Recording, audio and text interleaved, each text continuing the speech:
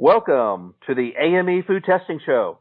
Today's topic, SWAT team raids on food facilities with attorney Ajna Sharma Wilson.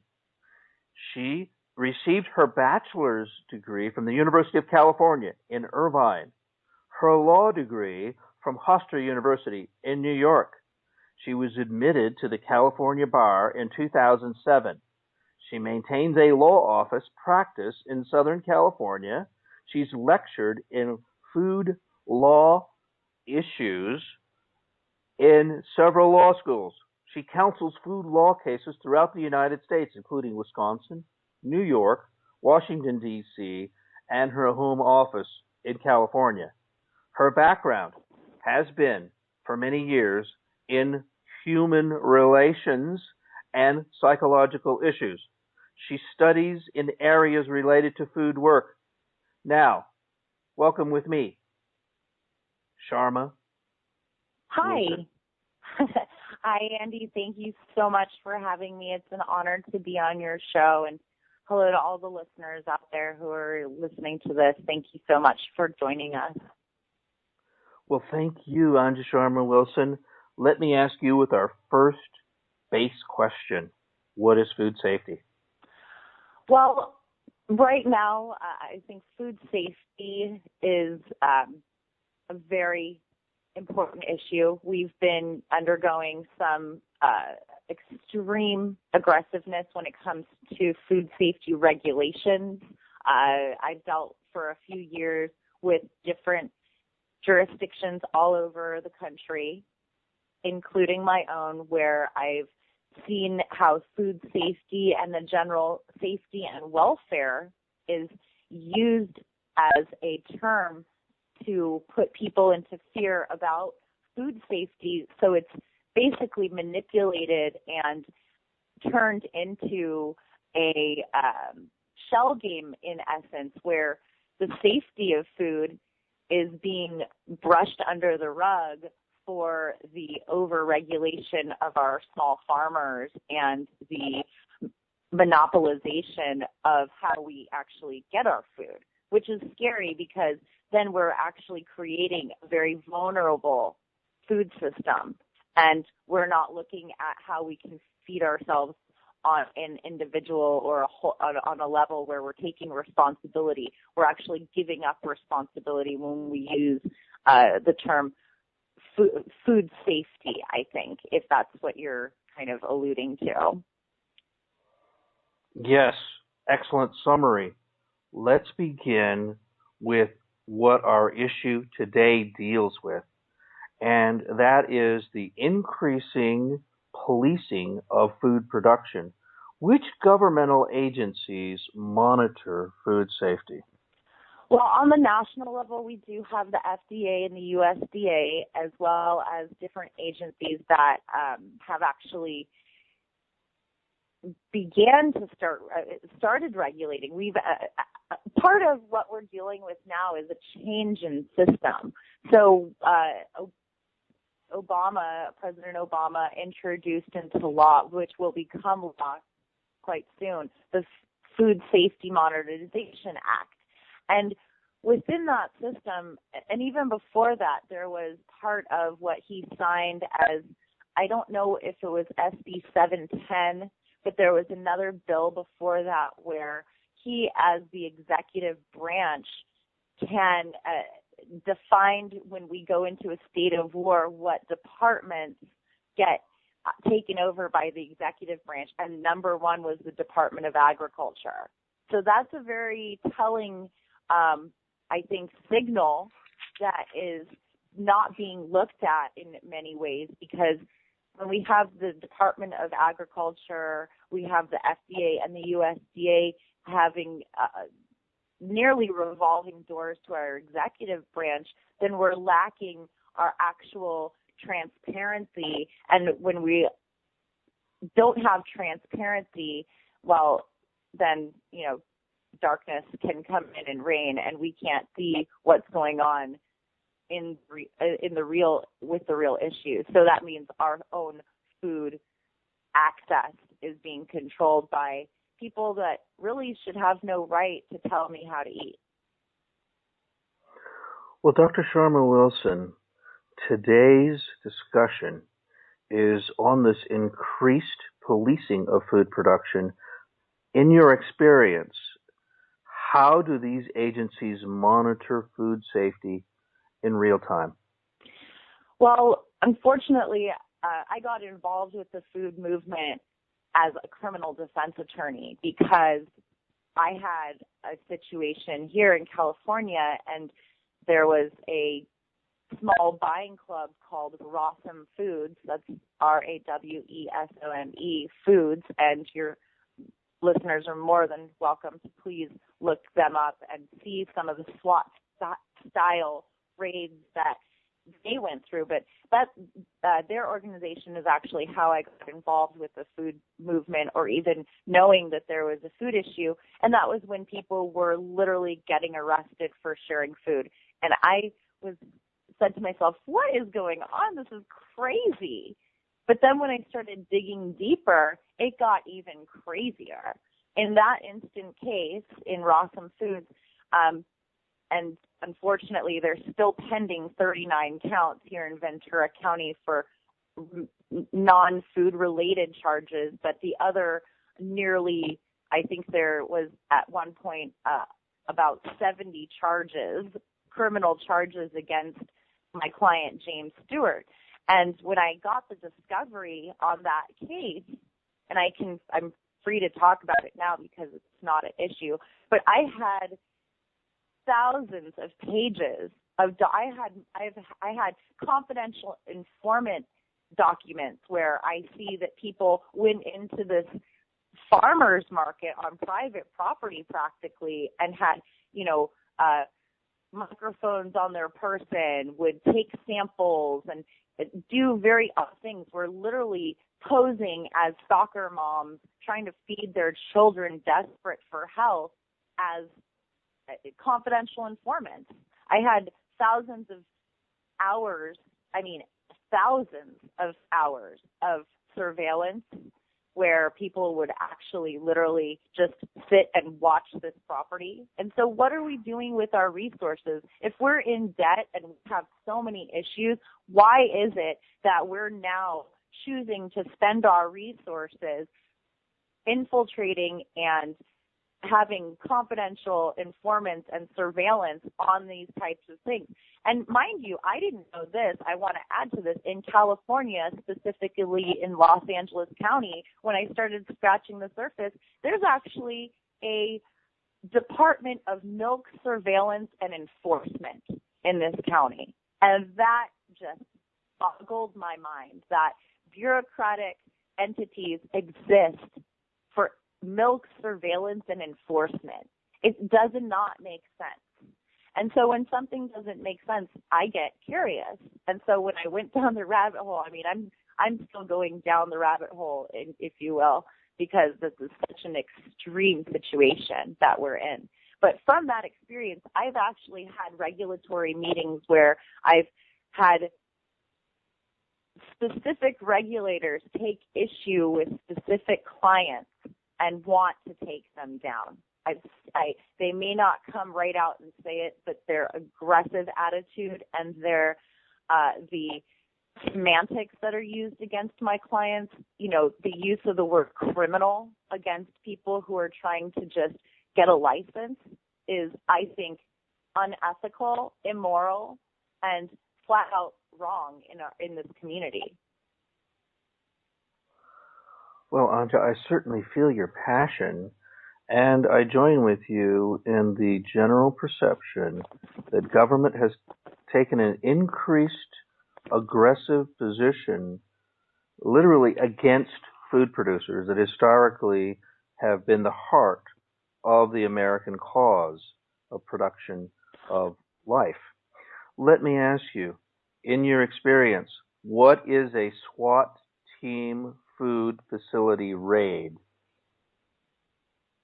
Well, like I said, I would lead your listeners to go to YouTube and Google or YouTube Rawesome Foods raid, and they can see for themselves a SWAT-style raid on private property. And I'll just kind of explain. When you look up those videos, you'll see officers coming in with guns drawn on private property. I mean, gosh, can you imagine if, this was a group of primarily people in Venice Beach, California. So hippies and what have you, doctors, lawyers as well, but a lot of hippies.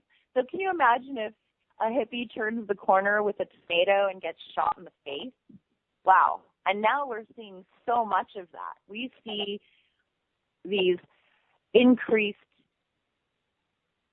police, almost militarized police departments that I'm seeing all over, not just my jurisdiction, but all over the country. I was down in Orange County in California the other day, and I literally was almost run off the road because a tank came around the corner.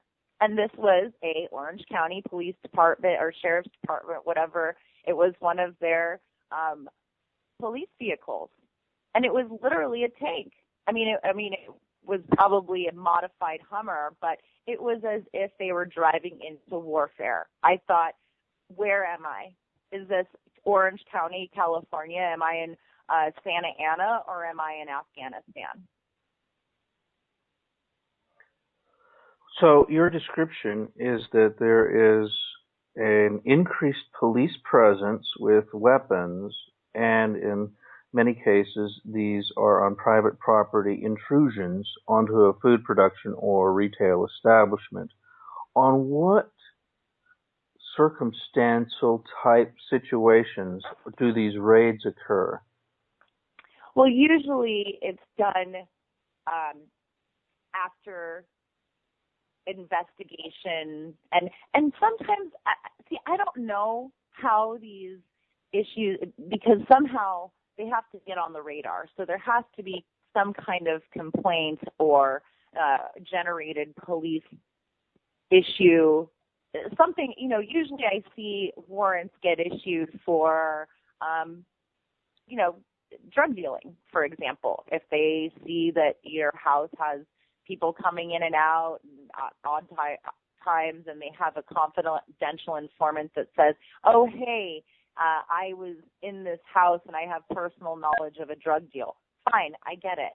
But in this case, when I got the discovery on how these search warrants were generated and what a nefarious activity actually got these types of SWAT teams and these police officers, they rarely know what they're doing. They're just pawns in the game. They get a search warrant and they have a job to do. So do I damn them for not knowing? Not really. But I do say to myself, wow, where does the buck stop? Because there has to be a personal connection, or the immorality has to stop somewhere, and it's not going to stop when people don't know what's going on. So there's this bait and switch type of system that we have here, where they're passing the buck on and on. So, oh, well, my superior told me to do that. And it's scary because that's what the Nazis said. Oh, well, my commandant told me to put these Jews in Auschwitz and murder them. So I have to do it because those were my orders. And I've seen propaganda to that effect, but, those were my orders and things like that. But when we don't make the connection between that of our enforcers and that of the enforcees, we're creating a system that's already inherently aggressive. And nobody wins there. The person with the bigger guns win. And right now, our police systems are getting militarized, and we are seeing more people, more deaths. Food is definitely my passion, but I'm in the prison systems nearly every day. I have clients in jail all the time, unfortunately, and I've had horrific things happen to them in jail with police officers. I've watched how, and I'm not saying all police officers are like this by any means. I'm saying that a few people in that stage where they're training rookies or training new admittees, there's this system that gets put into place where somehow that transparency is lost and people think they can get away with abusive behavior. And to me, that is, I almost want to have all of the police officers have cameras and recording devices on them at all times so we can see how these actions take place.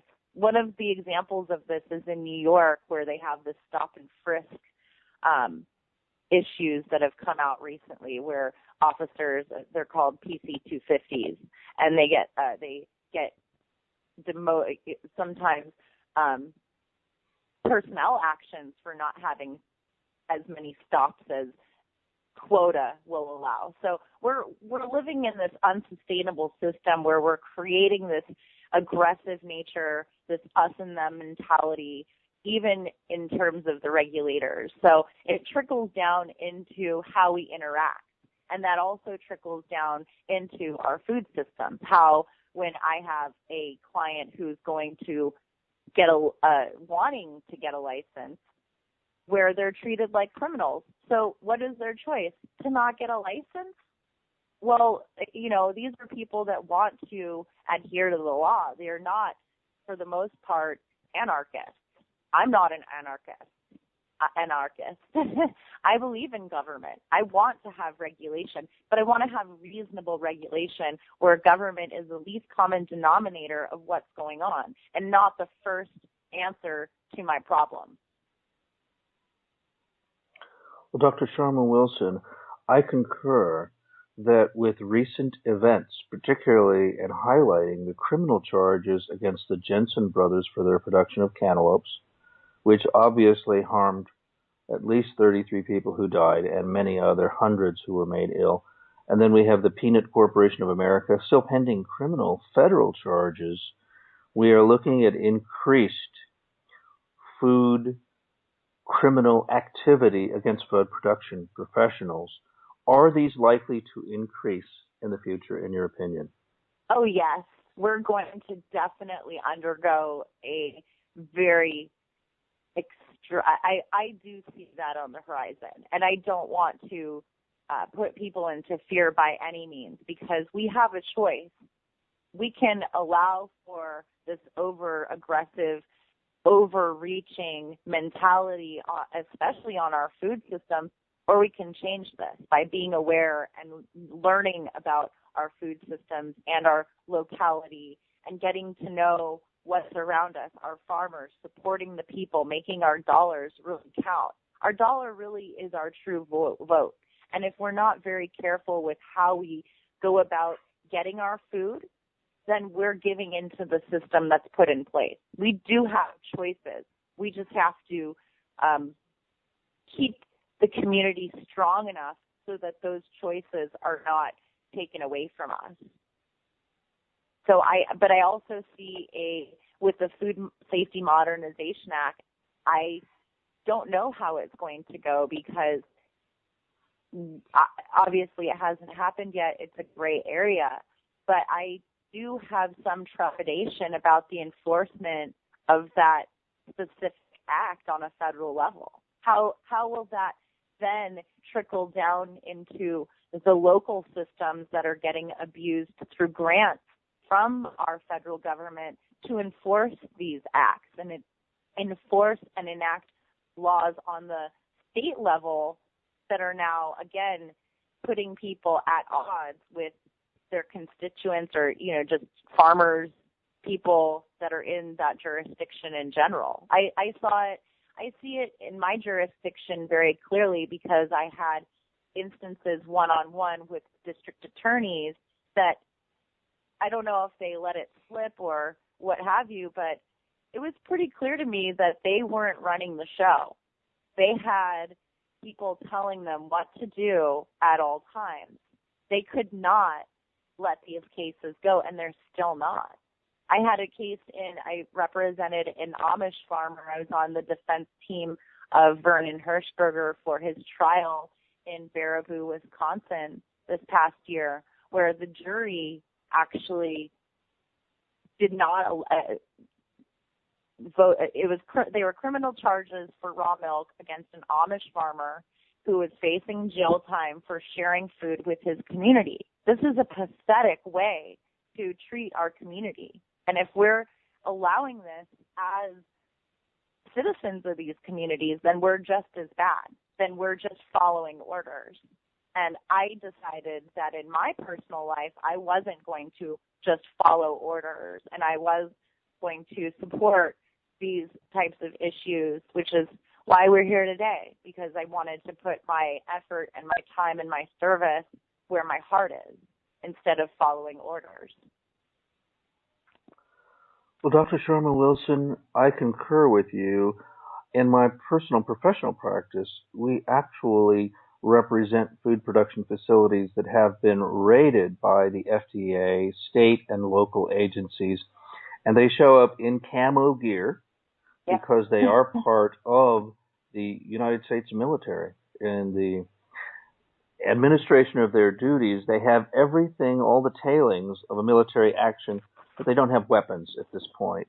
They do collect swab samples, and in our firm, we collect mirror samples to test alongside their activities. Now, what I'd like to do is to frame that in a very recent experience you personally had on an aircraft with probably the most contacted agency of the federal government that we all face when we travel, the TSA. Well, I do want to clarify, actually, the TSA were not involved in that incident. They were not. That was all privately motivated. So I don't want to give any mischaracterization with that incident that recently happened. But basically, one of the things that experience showed me was the very clear vulnerability that we have when we're put into a situation and others have the presumed control over our own safety. So in that instance, and I can just kind of educate your readers a little bit, or listeners a little bit, I was on an airplane actually traveling to a food conference, and I was removed from an airplane, and I'm more than happy to share the audio with you so you can also share it to your listeners. But in that incident, I was sitting on an airplane and actually had 3 guards, including the flight attendant, come to remove me and threaten me with calling the authorities. So in that moment, I actually myself had to make a choice. What do I do here? So in my case, I got out my cell phone, which I would advocate all people to have some recording device on you so you can have a verifiable third party that's there objectively getting whatever incident is happening to you. This includes if you're raided. This includes if you're stopped by a police officer. I believe that all interactions now with any authority need to be transparent because they can and will be used against you in a court of law. And also it comes down to a character assassination. Yes, with regulators and police departments, but also on a personal level. In this case, it's me with this private company or private people who basically didn't want me around and abused me and threatened me and put my safety at risk for their own doing. So I don't know, and that issue is still unresolved. So I'm at a loss when it comes to any answers with that incident. I unfortunately still feel pretty upset about the actual incident because it's not something that I expected to happen to me. Absolutely. But as such, that just means that all of us have to be prepared and expect the unexpected to happen to you. So get out your cell phone. Know where your voice memo is so you can press record. Know where your video recorders are so you can press record and get that verifiable transparency back on the table. This is part of taking our power back and creating the community we want that does not allow the type of action that is currently being brushed under the rug and gotten away with. And it will happen on a bigger scale. We will see more regulators. We will see more aggressive activity. If I was kicked off of a plane for no reason, well, heck, then anything can happen. Things can fly at this point. Well, Anja, as we look at the entire perspective, and I think you framed it very accurately, increased government regulation, increased perceived power of these administrators, increased framing of alleged violations of food regulations into a criminal type statutory positioning, your practice becomes even more critical in your practice area.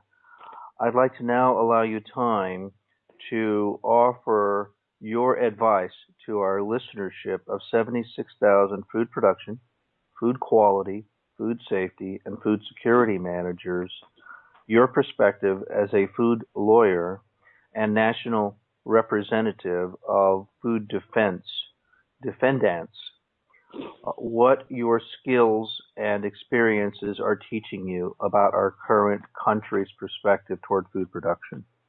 Well, one of the things is, first of all, I would thank them for their hard work, because a lot of these farmers are so overwhelmed and in a state of fear and non-appreciation. I'm very compassionate with our farmers. I thank them. I thank conventional farmers, organic farmers, people that are producing our food on all levels. Thank you, first of all, because that's such an important job that we have, and I don't want to lose that. So, first of all, thank you for your service. But also, with my experience and as an attorney, one of the things, or I have a few things that I would say, is that, first of all, know your regulators.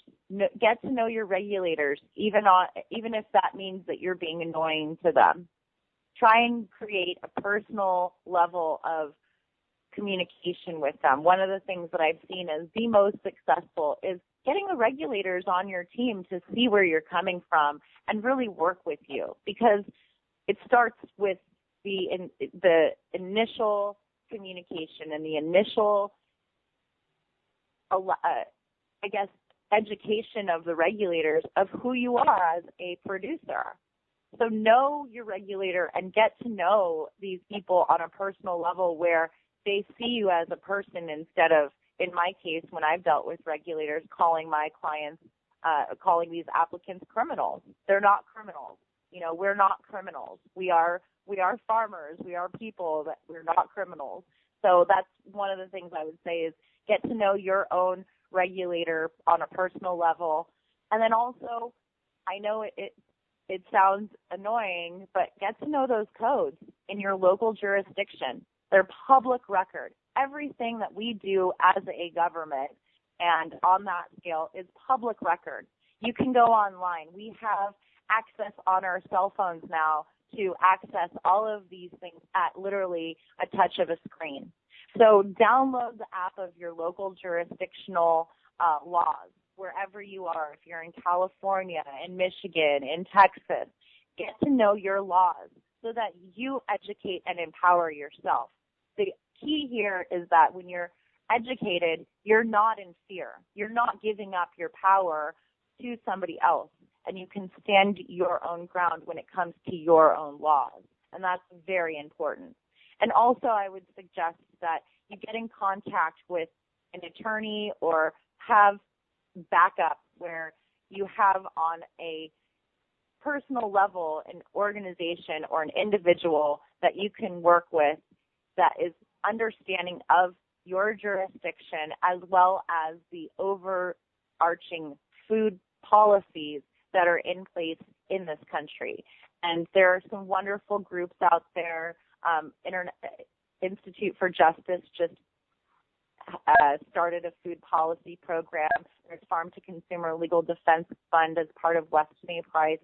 There's a plethora of resources out there. Even if you call myself, I'm open to help farmers because this is something that I am passionate about, and I'm more than happy to even just sit and talk with people because when these issues come up, there has to be a way where we're creating the community around that issue.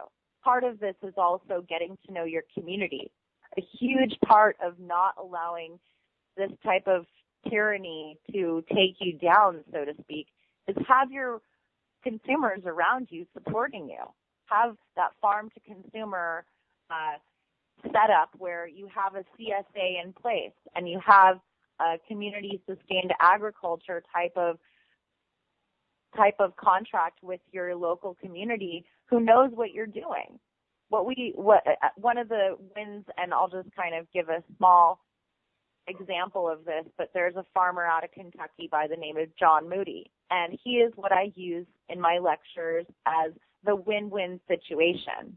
He was raided, and holding orders were placed on his refrigerators and his bulk tanks, and he had his community, the members of his community sustained agriculture group, his private buying club group, they actually came to his facility and removed their own property and wrote letters and notes to the regulators saying, hey, we took our food. We own this food. If you want it, here is my address.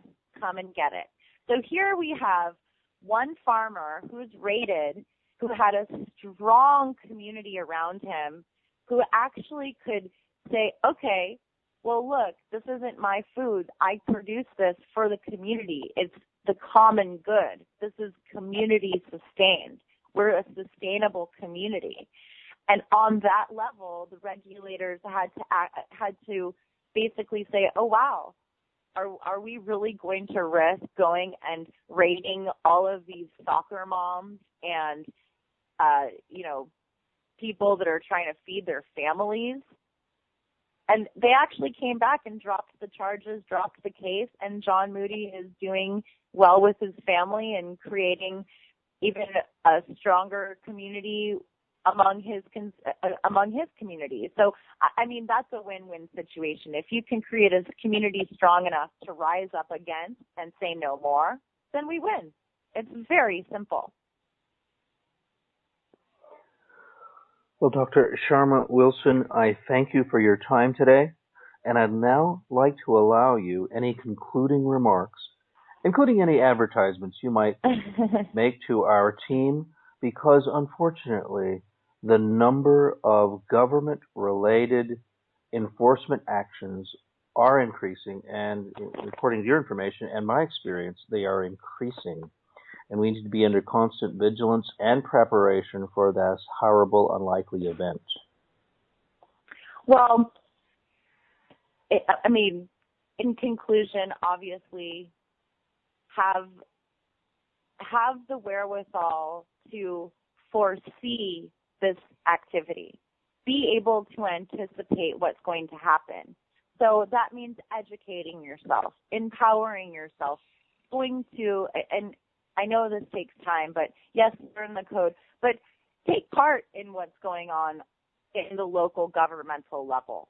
When we can only make a difference through becoming the voice of the community. If we do not participate in what's going on, then we're very nearly allowing whatever silence to take place and whatever tyranny to reign. And one of the quotes that I always think of is, I believe it's a Thomas Jefferson quote, but all that tyranny needs to reign is for the conscious mind to remain silent.